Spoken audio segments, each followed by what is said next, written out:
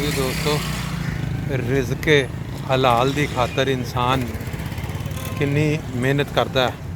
तो यह साढ़े सामने एक बजुर्ग नज़र आए तो मैं क्या चलो इन्हां दी मेहनत, इन्हां दी मशक्कत जिहड़ी अपने रिज़्क़े हलाल कमाने वास्ते कर रहे हैं उन्होंने भी थोड़ा जिहा दोस्तों के नालच च लै आइए। कितनी उम्र है तुहाडी बुजुर्गो? 70 साल उम्र है ते 8 बच्चे ने, 6 बच्चियां ने, 4 बच्चे दाद ने। अच्छा ते अच्छा 2 बच्चे रहंदे उन्हां दी मंगनी कीती हुई। अच्छा अच्छा अच्छा किन्ने सिख रहे वाले किन्नी देर तू रेड़ी ला के इस तरह कर रहे हो? कम से कम मैंने 50 साल तो हो ही गए। ए ही रेड़ी ते? अच्छा 50 साल तो तुसी ये काम कर रहे हो। ਇਹਦਾ मतलब अल्लाह ताला ने ਤੁਹਾਨੂੰ ਇਹਦੇ ਚ ਕਾਫੀ ਬਰਕਤ, ਕਾਫੀ ਸਾਰੇ ਜਿਹੜੇ ਬੱਚੇ ਵਿਆਹੇ ਨੇ ਜਿਹਨੇ ਵੱਡੇ ਕਿਤੇ ਇਸ ਰੇੜੀ ਦੀ ਕਮਾਲ ਹੈ ਸਾਰੀ, ਤੇ ਇਸ ਤਰ੍ਹਾਂ ਹੀ ਟੁਰਦੀਆਂ ਫਿਰਦੀਆਂ ਕਰਦੇ ਹੋ ਸਾਰੇ ਬਾਜ਼ਾਰ। ਤੇ ਤੁਹਾਨੂੰ ਤੇ ਫਿਰ ਸਾਰਾ ਚਨਿਓਟ ਜਾਣਦਾ ਹੋਣਾ ਹੈ। ਕੀ ਨਾਮ ਤੁਹਾਡਾ? ਮੁਹੰਮਦ ਅੱਲਾ ਰੱਖਾ। ਵੈਰੀ ਇਹ ਜੀ ਚਨਿਓਟ, ਇਹ ਕੀ ਇਸ ਬਾਜ਼ਾਰ ਦਾ ਕੀ ਨਾਮ ਹੈ ਚਨਿਓਟ? ਇਹ ਫਰਨੀਚਰ ਮਾਰਕੀਟ ਚਨਿਓਟ। ਇਹਦੇ ਵਿੱਚ ਜਨਾਬ ਅੱਲਾ ਰੱਖਾ ਸਾਹਿਬ ਨਾਲ ਸਾਡੀ ਮੁਲਾਕਾਤ ਹੋਈ ਹੈ। ਉਹ ਦੇਖ ਕੇ ਤੇ ਆਪਣਾ ਇਹ ਖਿਆਲ ਆਇਆ ਕਿ ਚਲੋ ਇਹ ਰਿਜ਼ਕ ਕਮਾ ਰਹੇ ਨੇ ਤੇ ਅਸੀਂ ਵੀ ਇਹਨਾਂ ਕੋਲ ਥੋੜਾ ਜਿਹਾ ਕੀ ਕਹਿੰਦੇ ਨੇ ਹਿੱਸਾ ਲੈ ਲਈਏ। ਜੋ ਹੈ ਆਪਣਾ ਮਸੰਮੀ ਮਾਲਟੇ ਦਾ ਜੂਸ ਕੱਢਿਆ ਜੀ ਇਹਨਾਂ ਵਿੱਚ। ਹੁਣ ਆਪਣਾ ਇਹਨੂੰ ਇਹ ਇਹਨਾਂ ਦੀ ਸਫਾਈ ਦਾ ਤਰੀਕਾਕਾਰ ਹੈ। ਪਾਣੀ ਦੀ ਬੋਤਲ ਰੱਖੀ ਇਹਨਾਂ ਨੇ, ਗਲਾਸ 'ਚ ਪਿਚਕਾਰੀ ਮਾਰ ਕੇ ਸਾਫ਼ ਕਰਤਾ, ਬਾਕੀ ਵਿੱਚ ਪਾ ਕੇ ਚਾਹੀਦਾ ਤੇਰਾ ਇੱਕ ਹੋਰ ਬਣਾਓ ਜੀ ਬਗੈਰ ਨਮਕ ਤੋਂ। ਇਹ ਵੀ ਮੇਰੇ ਵਾਸਤੇ ਆ ਗਿਆ, ਇੱਕ ਨਮਕ ਤੋਂ ਬਗੈਰ ਬਣਾ ਦਿਓ ਹੋਰ ਨਾ, ਬਹੁਤ ਮਿਹਰਬਾਨੀ ਨਾਲ। ਇਹ ਜਿਹੜਾ ਫਰਨੀਚਰ ਦੇ ਬਾਜ਼ਾਰ ਚਨਿਓਟ ਹੁਣ ਇਹਨਾਂ ਨੂੰ ਖਲੋਤਿਆਂ ਤੀਸਰੇ ਗਲਾਸ ਦਾ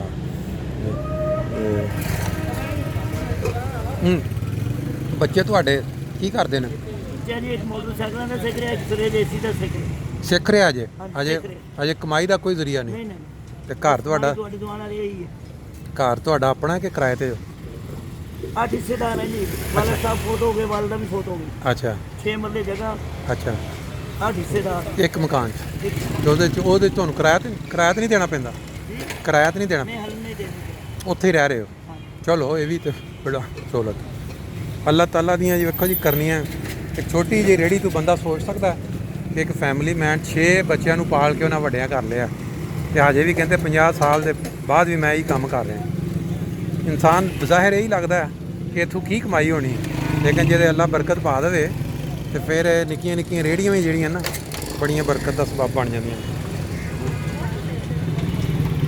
ਸਫਾਈ ਜਿਹੜਾ ਉਹਨਾਂ ਨੇ ਸਫਾਈ ਦਾ ਸਿਸਟਮ ਰੱਖਿਆ ਨਾ ਜੀ, ਉਹ ਦੱਸਦੇ ਨੇ ਮੈਂ 50 ਸਾਲ ਤੋਂ ਰੇਹੜੀ ਲਾ ਰਿਹਾ, 6 ਬੱਚੇ ਨੇ ਉਹ ਹੀ ਇਹਦੇ ਤੋਂ ਪਾਲੇ ਨੇ।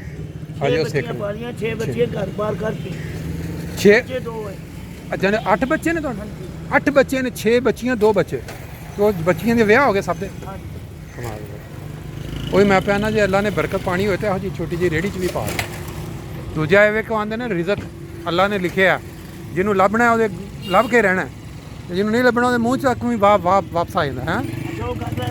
ਹਾਂ ਨਮਾਜ਼ ਦੇ ਬਾਰੇ। ਹਾਂ ਨਮਾਜ਼ ਦਾ ਦੱਸ। ਇਨਸ਼ਾਅੱਲਾ ਤਾਲਾ ਤੁਹਾਡੀ ਦੁਆ ਨਾਲ ਹੁਣ ਤਾਂ ਹੀ ਨਹੀਂ ਛੱਡੀ, ਅੱਖ ਖੁੱਲ ਜਾਵੇ ਤਾਂ ਫਿਰ ਤਾਜੇ ਵੀ ਪੜ ਲੈ। ਅੱਛਾ ਇਹ ਕਿੰਨੇ ਸਾਲ ਦੀ ਉਮਰ ਤੋਂ ਸ਼ੁਰੂ ਕੀਤੀ? 7 ਸਾਲ। 7 ਸਾਲ ਦੀ ਉਮਰ।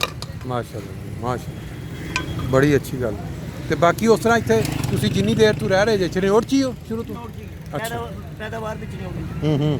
ਸਾਡੇ ਵਾਲਦ ਸਾਹਿਬ ਸੀਗੇ ਇੰਡੀਆ ਦੇ। ਅੱਛਾ ਇੰਡੀਆ ਜੀ ਘੇਰ ਮੱਲਾ, ਪਾਣੀਪਤ ਘੇਰ ਮੱਲਾ। ਤੇ ਵੈਸੇ ਤੁਹਾਡਾ? ਹਾਂਜੀ ਹਾਂ ਜੀ। ਅੱਛਾ ਘੱਟ ਥੋੜਾ ਜਿਹਾ।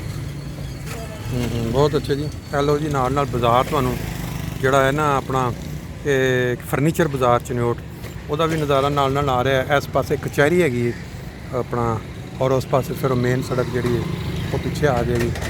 ਇਹ ਸਾਰੇ ਨਜ਼ਾਰੇ ਜੇ। ਵੈਸੇ ਤੁਹਾਡਾ ਕਿਹੜੇ ਮਸਲਕ ਨਾਲ? ਦਿਓਬੰਦੀ। ਅੱਛਾ ਸੁਨਨਤ ਵਲ ਜਮਾਤ। ਇਹ ਤੁਹਾਨੂੰ ਮਤਲਬ ਮਿਲੀ ਵਾਲਦੈਨ ਵੱਲੋਂ ਹੀ, ਜਦੋਂ ਅੱਖ ਖੋਲੀ ਉਹ ਹੀ ਮਿਲੀ, ਇਹ ਬਾਅਦ 'ਚ ਨਹੀਂ ਕੀਤਾ ਬਈ ਮੈਂ?